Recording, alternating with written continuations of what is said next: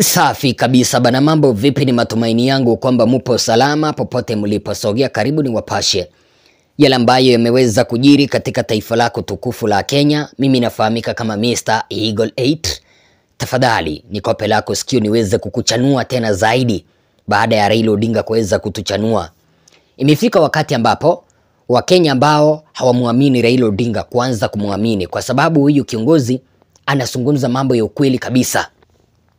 Mnamo mwaka uliopita baba aliweza kujitokeza na kuweza kuwachanua Wakenya kwamba kuna deal ambayo inaitwa government to government oil, G2G oil, ambayo bwana Ruto aliweza kuenda Saudi Arabia kasaini eti kwamba Wakenya waweze kupata mafuta kwa bei nafuu. Kumbe ilikuwa ni deal ya kuweza kujinufaisha pamoja na kuweza kuunda faida kwa viongozi ambao wako kwa serikali. Baba alipoweza kutangaza hivyo, viongozi kutoka serikali ya Kenya kwanza wakamtusi eti kwamba anatafuta sympathy kutoka kwa Wakenya baada ya kukataliwa. Mnamo siku ya tarehe 19 Januari 2024 mambo yameweza kubadilika na bwana Ruto ameweza kusema kwamba government to government is scam. G2G is scam.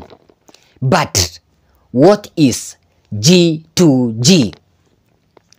Government to government oil deal ni mfumo ambao bwana William Ruto aliweza kuleta akiwa na wadanganya wa Kenya kwamba anataka kuweza kupunguza bei ya mafuta, kwa sababu hapa nchini sasa hivi janga ambalo linazidi kuwaumiza wa Kenya ni bei kubwa ya mafuta.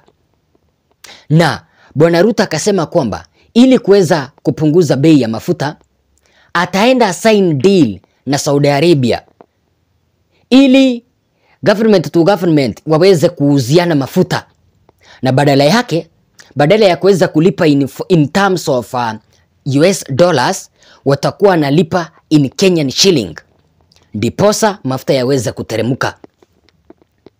Na kitu ambacho kimeweza kusababisha uchumi wa Kenya kuweza kudorora, mtazamaji wangu, ni kudorora kwa shilingi ya Kenya when it's compared to US shillings. Hapa tumeweza kukubaliana. Sasa hivi $1 is equals to 166 Kenyan shillings. Na hii shilingi kuweza kudorora imeweza kufanya uchumi wa Kenya kuweza kuharibika kabisa. So bwana Ruto alikuwa anasema eti kwamba anataka kuweza kucut off the supply of the dollars kwa kuweza kusaini government to government deal upande wa Saudi Arabia ili aweze kupunguza kabisa usambazaji wa dola hapa nchini, kitu ambacho kitafanya bei ya mafuta iweze kushuka. Mambo yamebadilika. William Ruto ameweza kujiunga na Raila Odinga na kusema kwamba government to government is a scam, na yeye mwenyewe ndiye aliweza kusaini. Sikiliza hapo, hivyo ndio uweze kuamini katika habari ambazo zimeweza kutolewa leo hii na magazeti hapa nchini. Zinasema kwamba Ruto ends oil deal with Saudi Arabia after admitting failure. Ruto ends oil deal with Saudi Arabia after admitting failure. Amekwisha gundua kwamba yale maneno ambayo Raila Odinga alikuwa anamchanua yalikuwa ni ya ukweli. Lakini kipindi kile alipokuwa anaambiwa, alikuwa anamtusi Raila Odinga. Ni kitu gani ambacho kimeweza kusababisha bwana Ruto kuweza kukatisha hii kitu ambacho kinaitwa government to government? Lakini wakati ule serikali ilipoweza kuleta hii government to government deal, waweza kuuziana mafuta, kumbe ilikuwa ni deal ya kuweza kuunda faida kwa viongozi ambao wako serikalini. Raila Odinga aliweza kujitokeza akazungumza mambo kama haya. We are being told that since the deal you have stopped paying for oil in dollars. We believe that Kenyans don't care whether oil is paid for in dollars, shillings or rupee. They care about the cost of oil. Nonetheless, we are challenging the government to share with Kenyans evidence of payment of oil in Kenya shillings. Show us documents indicating when the payment was made in Kenya shillings, the bank accounts, and the recipients of the payment. This regime has told Kenyans so many fictitious stories that only documentary evidence will help the country separate fact from fiction. Once again, we reiterate that we stand by every word that we have said on this oil deal. We will not relent on this matter until the truth is known and punishment that fits the crime is meted out. In the meantime, heads must roll at the Energy Ministry and National Treasury. Baada ya Raila Odinga kuweza kutupilia mbali maneno ambayo yalikuwa yanasambazwa na William Ruto kwamba government to government deal itakuja kupunguza gharama ya maisha, itakuja kupunguza gharama ya mafuta hapa nchini kwa sababu wanalipa in terms of Kenyan shillings. William Ruto aliweza kuona kwamba amekuwa attacked, ameweza kufichuliwa na uongo wako umeisha, akaweza kujitokeza na kusema kwamba hawa watu wote ambao wanapiga kelele eti kwamba ile deal ambayo aliweza kusaini ya government to government na Saudi Arabia ilikuwa ni scam. Akaweza kusema kwamba watu hao wote ambao wanapiga kelele they are cartels.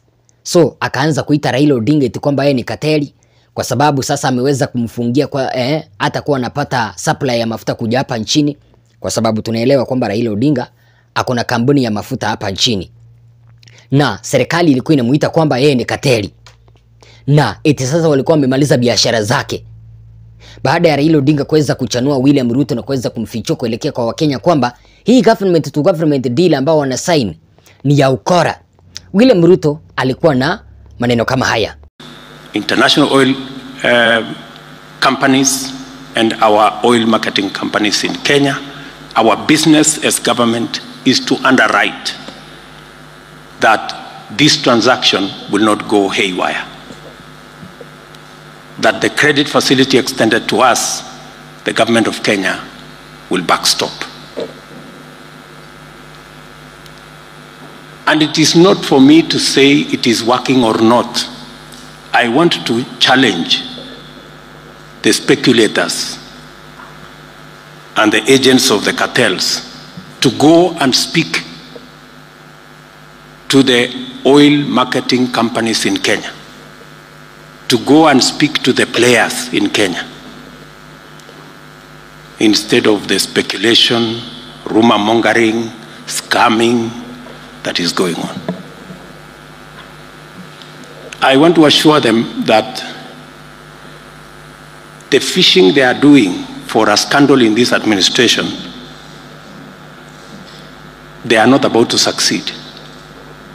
They can speculate, imagine, dream about a scam.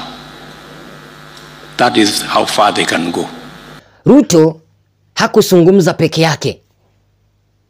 Kinara wa wengi kule bungeni Bwana Kimani Ichung'wah aliweza kujitokeza na kuweza kutetea serikali ya Bwana Ruto na kusema kwamba Raila Amolo Odinga is misleading Kenyans and is seeking political sympathy ili Wakenya waweze kumpenda kuelekea kwa uchaguzi ujao wa 2027, kwa sababu hajui kitu ambacho serikali ilikuwa inamaanisha government to government deal. Haijaweza kupita hata miezi mitatu, serikali yenyewe imeweza kujitokeza na kusema kwamba government to government is a scam. Kenyans will remember the weekend, the statements delivered by senior members of the Azimio coalition, culminating to the statements made by Mr. Odinga himself and another group of Azimio leaders yesterday somewhere in Westlands. And the so-called dossier, which we are saying is nothing but political hogwash, is a well-choreographed campaign to try and incite Kenyans against the current administration, to try and incite Kenyans around the question of the cost of living, because, and you know where I sit with our colleagues in Azimio in the National Dialogue Committee, and you know that is a matter that has been on the table, and they probably think they can now use the masses to arm twist the Kenya Kwanza government to reintroduce fuel and food subsidies that were fueling and driving corruption that was benefiting those who were in power then. And because some of them had planned and knew the plans they had to perpetuate that culture of subsidies, especially around fuel, they imagined that they can use either the dialogue process or the hogwash that we have seen being billed as dossiers to blackmail government to institute or to carry on with the state capture charade of subsidizing fuel. Kenyans were said to have gone to the streets, as they have always said, on the basis of the cost of living. But we also know it's not true. They mobilized their supporters to go to the streets on account of what they billed was a stolen election. When that did not sell, they billed it as a fight for the cost of living, and you remember what they called the Sufuria movement, putting sufurias on their heads, apparently because of hunger prices. The desperation you see with Mr. Odinga today and his ilk is because they can see and they can attest when they walk into supermarkets, the price of hunger has gone down. We understand Mr. Odinga's desperation, but we want to ask him to be honorable enough and to be honest enough with his supporters and with Kenyans. Lakini je, ni kitu gani ambacho kimeweza kufanya Bwana William Ruto miezi mitatu baadaye, baada ya Raila Odinga kuweza kumuonya, ameamua kuweza kuexit katika ule mfumo wa government to government ambao alikuwa amesign, na kuwadanganya kwamba mafuta yataweza kureduce mpaka shilingi 120, na akaweza kuwadanganya kwamba exchange ya dollar when it's compared to Kenya itaweza kureduce mpaka 100 shillings per $1 ifikapo mwaka huu. Hilo ndilo tunataka kuangazia. Lakini kabla ya hapo, tafadhali chukua sekunde yako 1, 2, 3 uweze kupiga subscription, like video, bonyeza kengele, alafu tuweze kusonga mbele. Wacha nikusomee kwa kiduchu, alafu tuweze kwenda mbele kidogo tu. President William Samoei Ruto's administration will exit the government to government oil deal with select Saudi Arabia companies in December this year, after admitting that the agreement was creating distortion in the foreign exchange. Documents signaling the end of the deal, which was touted as one of the RUTO's fiscal policies, were captured in the latest report by International Monetary Fund on Kenya's plan to revive the economy. Treasury was said to have argued that the controversial G2G deal had flopped as it failed to stabilize the exchange rate in favor of Kenyan shillings. The G2G deal, introduced in April 2023, was brokered by Kenya's Ministry of Energy and Saudi Arabia Aramco, Abu Dhabi National Oil Corporation Global Trading, and Emirates Oil Company. The government intends to exit the oil import arrangements, as we are aware of the distortion it has created in the foreign exchange market, the accompanying increase in rollover risk of the private sector financing facilities supporting it, and remain committed to private market solutions in the energy market. Unasikia mtazamaji wangu, hapa hivi kulingana na serikali ya Bwana Ruto, wanatuambia kwamba sababu ambayo imeweza kuwafanya wao kuweza kuamua kuachana na G2G, kulingana nao wanatuambia kwamba ule mradi umekataa kabisa kuweza kuimarisha umaarufu wa shilingi ya Kenya, na badala yake serikali yenyewe imeweza kuadmiti kwamba tangia walipoweza kusaini ile deal ya G2G, shilingi ya Kenya imeweza kukosa value, imeweza kulose value. Mradi huu mtazamaji wangu wa G2G ambao uliweza kusainiwa na Bwana Ruto na Saudi Arabia uliweza kuanzishwa kipindi ambapo dola moja ya Marekani ilikuwa inauzwa kwa shilingi 130 za hapa nchini. Na nielewa mtazamaji wangu, lakini baada ya kuweza kusaini ile deal, shilingi ya Kenya imeweza kukosa value. Mpaka sasa hivi $1 ya Marekani is equals to 166 Kenyan shillings. Ishara kwamba mradi huu umeweza kuharibu kabisa uchumi wa Kenya. Na unaelewa mtazamaji wangu, kipindi ambapo shilingi ya Kenya imeweza kuharibika bei yake, uchumi wa Kenya unaharibika. Wanabiashara hawawezi wakanunua bidhaa nyingi kutoka hapa nchini kwa sababu there is a less supply of dollars. Lakini sasa nashangaa mbona serikali imeamua kusitisha mradi huu, kipindi ambapo waliweza kutuambia kwamba mradi huu waliweza kuuleta ili kuweza kucut off kabisa the supply of dollars. Na ndio maana waliweza kuwadanganya kwamba huu mradi wa G2G utakuwa unahakikisha kwamba kama Kenya inaenda kununua mafuta kutoka Saudi Arabia, watakuwa wanalipa in terms of Kenyan shillings. Kitu ambacho Raila Odinga ulipoweza kusikia aliwaambia kwamba we want you to show us the bank receipts. We want you to show us where you have paid in terms of Kenyan shillings. Ndiposa wa Kenya waweze kutuamini ama waweze kuamini. Walifanya hivyo. Na badala yake waliweza kujitokeza na kutusi Raila Amolo Odinga. Unajua, wacha nikuambie, utawala huu inaonekana kwamba kipindi ambapo waliweza kuingia mamlakani walikuwa na pupa ya kutaka kufanya mambo kinyume na jinsi ambavyo Uhuru Kenyatta alikuwa anafanya, lakini wameweza kugonga mwamba. Na maanisha nini mtazamaji wangu? Unakumbuka Kenya Meat, kipindi cha Uhuru Kenyatta ilikuwa inasimamiwa na KDF. William Ruto alipoweza kuingia uongozini akatoa KDF kwenye usimamizi wa Kenya Meat. Mwaka moja baadaye aliweza kurejesha Kenya Meat kuelekea mikononi mwa KDF baada ya Kenya Meat kuanza kumake losses.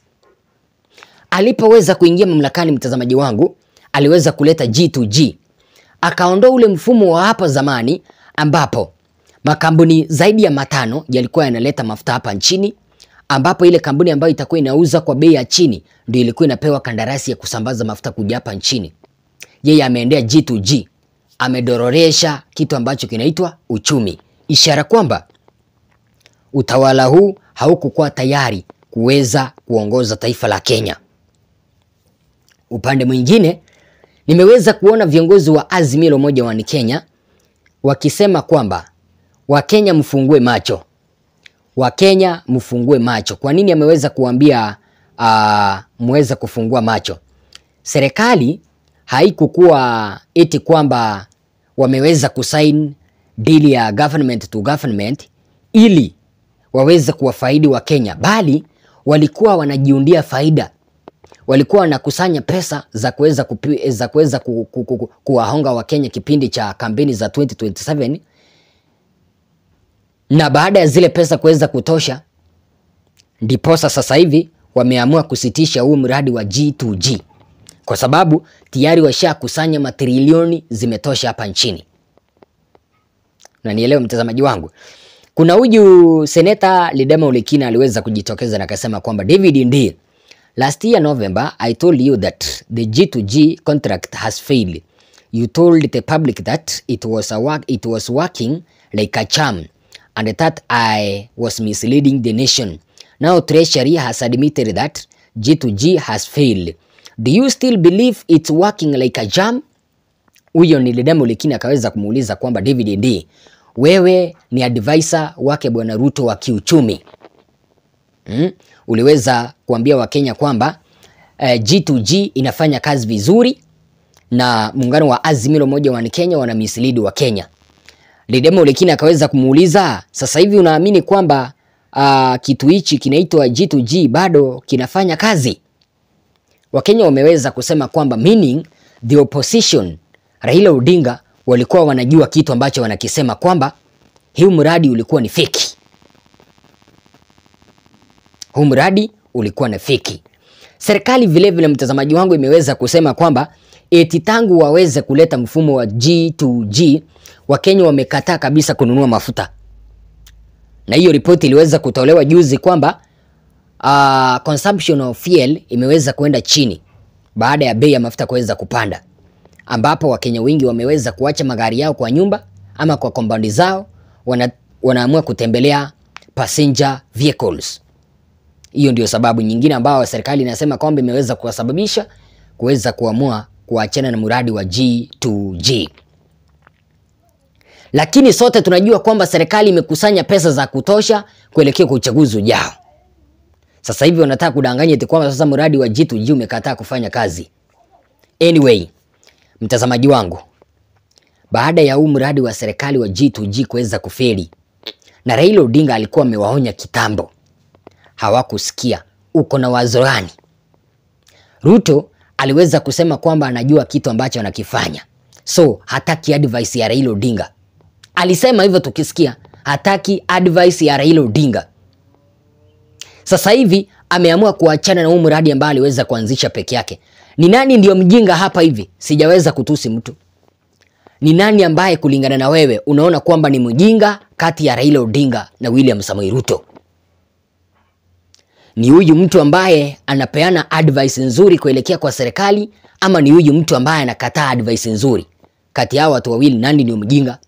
Sema nasi na rejea na mengi tena zaidi.